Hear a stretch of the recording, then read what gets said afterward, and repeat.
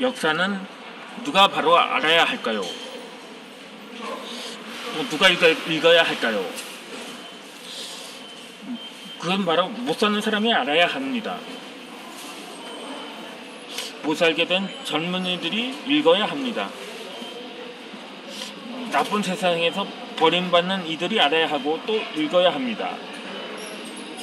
그래야 더 버림받지 않고 더는 못 살지 않기 때문입니다. 이 나쁜 세상에서 잘 먹고 잘 사는 사람들은 역사를 바로 알려고 하지 않습니다. 그 사람들에게 힘센 자들이 만들어온 삐뚤어진 역사는 거저 물려받은 선물일 뿐입니다. 자기네들 편할 때 끌어 써먹는 고마운 치부책일 뿐입니다.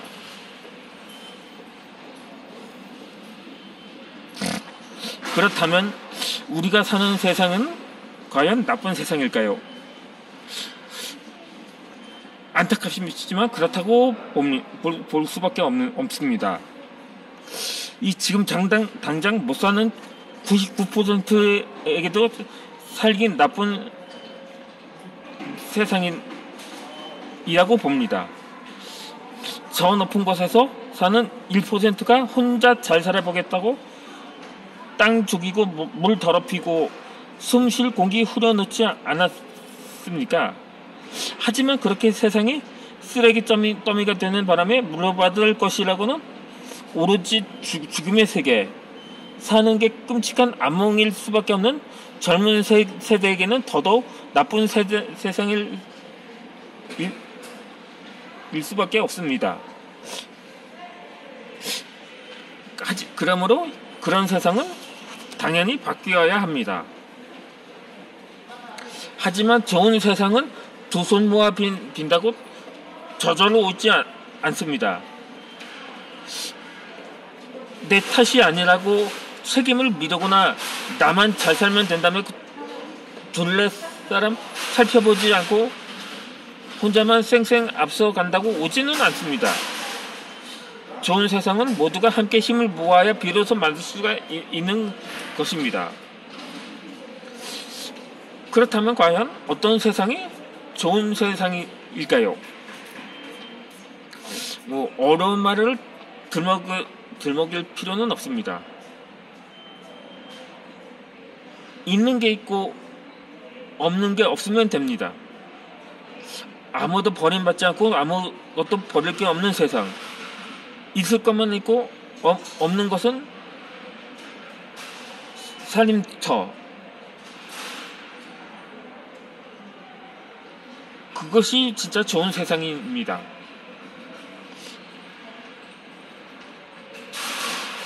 나쁜 세상은 없어야 할 것 투성입니다. 깡그리 없어야 합니다. 그러려면 현실을 바라볼 수 있어야 합니다.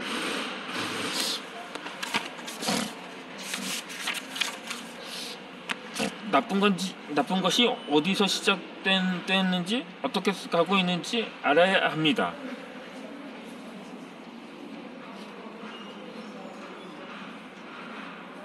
그리고 다시는 그 일이 되풀이되지 않도록 바로 잘못을 짚어내고 반성해야 하는 것입니다. 그것이 역사에서 얻어야 할 바른 시대 정신인 것입니다. 바른 시대 정신. 이 나쁜 세상은 또한 있을 것이 없는 세상입니다. 그러므로 서로 빚어야 합니다. 어디에 무엇이 왜 없는지 둘러보아야 합니다.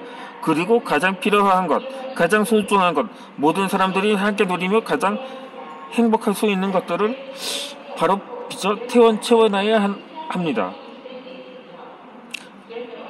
그 정신 중에 또 하나가 바로 창조 정신인 것입니다. 그러므로 역사를 배워야 하는 것입니다. 역사에서 올바른 가르침을 끌어내야 합니다. 그래서 현재의 잘못을 깨닫고 과거의 잘못을 깨달아서 미래를 바꿔 놔야 하는 것입니다. 과거의 역사를 배워서 물론 과거의 잘못을 무조건 바꾸기만 하는 게 아니고 그것도 배워야 할 점은 있습니다. 그 깨달음으로 미래를 바꿔야 하는 것이죠. 과거의 역사를 배워 현재의 잘못을 깨닫고 미래를 좀 더 바르게 바꾸는 것도 이 땅에 사는 모든 젊은이들의 몫인 것입니다. 젊은이들의 비판과 창조 정신이 무장하며 없을 것을 없애버리고 그 빈터에 있을 것을 일구고 가꾸어 나가야 하는 것입니다. 그렇게 파괴와 건설의 일꾼으로 거듭나야 합니다. 보리 역사를 되살피고 그 성과를 젊은이들을 위해 새롭게 엮어내야 하는 까닭을 저는 이렇게 봅니다.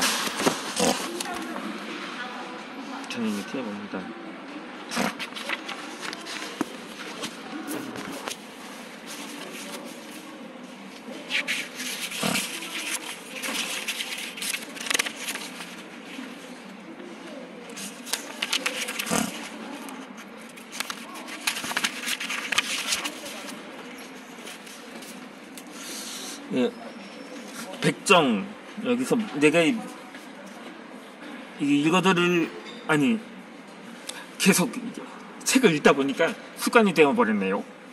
이제 여기서 강의할 주제는 이제 백정에 관한 이야기입니다. 바로 부담이한 대명사이다 부자연스러운 대명사이죠. 모욕의 별명이기도 하고 학대하고 낮고 천한 저는 이미지라고 할 수 있는 것이 바로 이 백정이었습니다.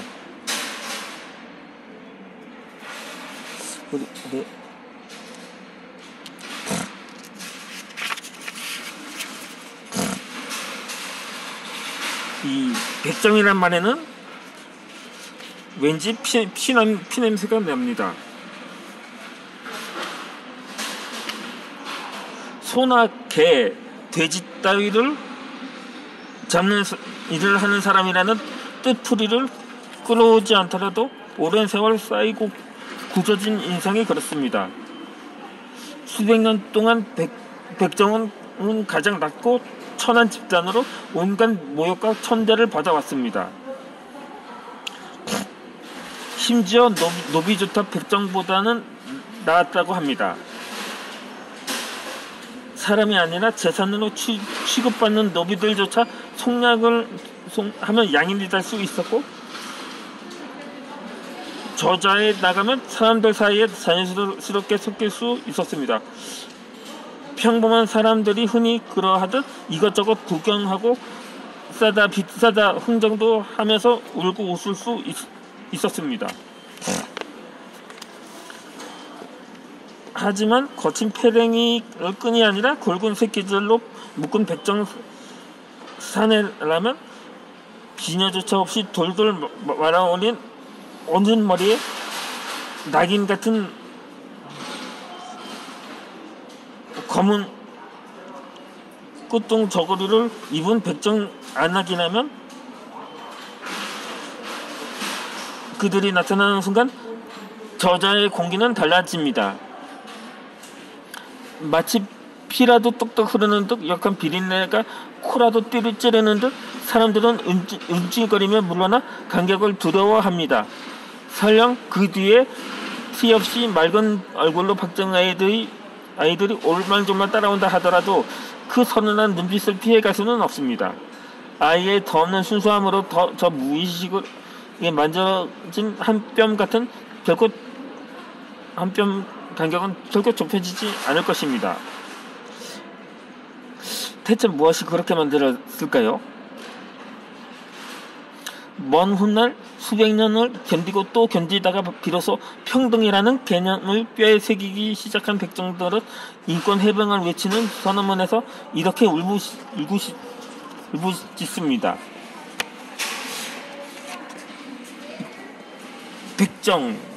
나는 백정이다. 이렇게 말입니다.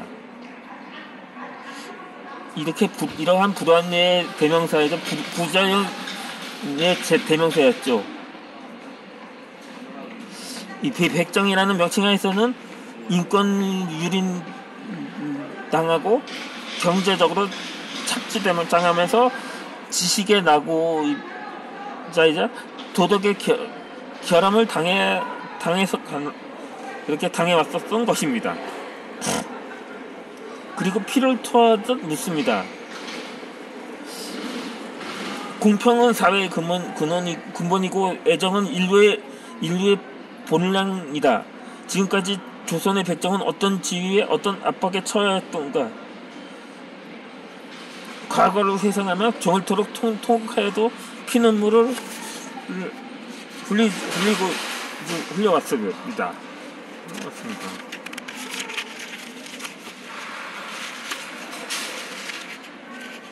이 낮고 가난하고 힘없고 약하고 천하에 무릎 꿇는 자 누구였던가? 그것은 백정이들이었습니다. 낮고 가난하고 힘없고 약하여 모두에게 무릎을 꿇는 자, 세상에서 가장 낮은 자, 그것이 백정입니다. 하지만 그 끔찍한 고통과 곤란은 결코 백정들 탓이 아닙니다. 그릇된 역사가 와 편견이 약육강식의 사회가 그렇게 만든 것입니다. 백정들은 오히려 피해자입니다. 그래서 이렇게 외칩니다. 이 같은 비극에 대하여 사회의 태도는 어떠했는가? 소위 지식계급에서 압박과 멸시만 하였도다. 이 사회에서 우리 백정의 연약을 아는가 모르는가? 결코 천대를 받을 우리가 아니다. 직업의 규별이 있다 하나 금수의 생명을 빼앗는 자 우리만이 아닐 것이다. 이때 백정들이 스스로 내리는 정의가 흥미롭습니다. 금수의 생명을 빼앗는 자. 결국 저 구절이 백정을 가장 흔하게 정의하는 말일 것입니다. 그리고 바로 거기에 불합리의 대명사, 부자연의 대명사, 모욕의 별명, 학대의 별명이 되어 온 백정을 풀 수 있는 네 가지 열쇠가 있지요. 하나, 금수. 둘, 생명. 셋, 빼앗다. 넷, 자, 곧 사람. 첫째, 금수는 결국 백정의 역사가 고기의 문제라는 것을 알려줍니다. 고기 또는 권역이라고 해야 할까요? 짐승을 죽여 고기를 만들어 바치는 자와 편안히 앉아 그 고기를 받아먹고 누리는 자, 피를 묻히고 고생하는 이는 따로 있는데 손 하나 까딱 안 하고 누리기만 하는 이는 고마워하기는커녕 금수를 다루는 것이 천하다 멸시하지요.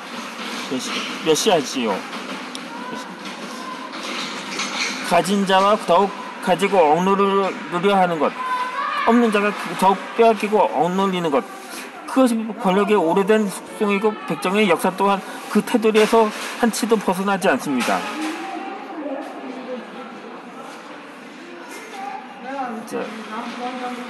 나머지 설명은 이어서 영상을 올려드리겠습니다.